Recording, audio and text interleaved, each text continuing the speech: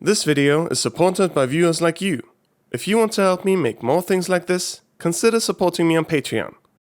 Thank you. The island of Great Britain. Bit of an unusual name, no? Great has a certain self-congratulating air to it that has little to do with size alone, especially when stitched on a hat. You heard, of course, the story of eternal confusion between the UK, Great Britain and England and all the little quirks surrounding them. A certain other stick figure explainer YouTuber has made sure of that. So let's focus on the matter at hand.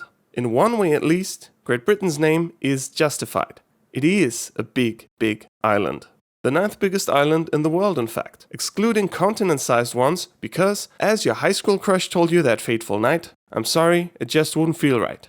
The name Great Britain seems peculiar, chiefly since there just aren't that many islands with a great in the name. And of those select few, it's the biggest by far, with runner-up Great Inagua of the Bahamas only a 136th of its size. There are a number of big islands on this earth, but there comes a point when an attribute becomes so obviously defining that pointing it out seems foolish, like calling the sun hot or Amazon evil to the core.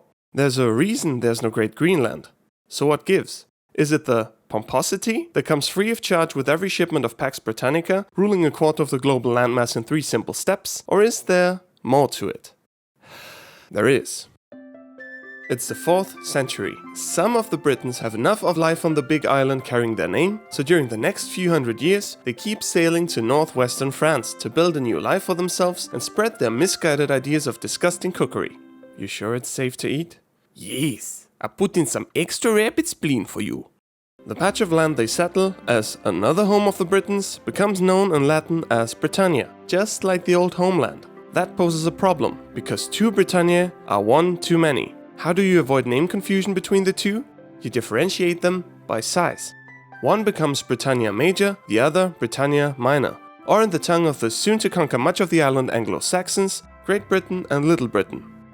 For many centuries following, Great Britain is then used as a purely geographical term for the island, until 1707, when the Union of Scotland and England puts GB into the name of the UK and some sorely missed name confusion is restored.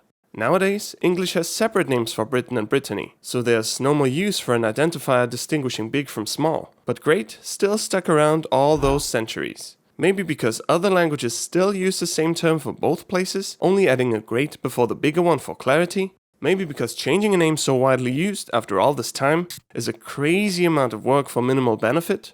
Or maybe, given the alternative, living in Great Britain just feels that bit more special.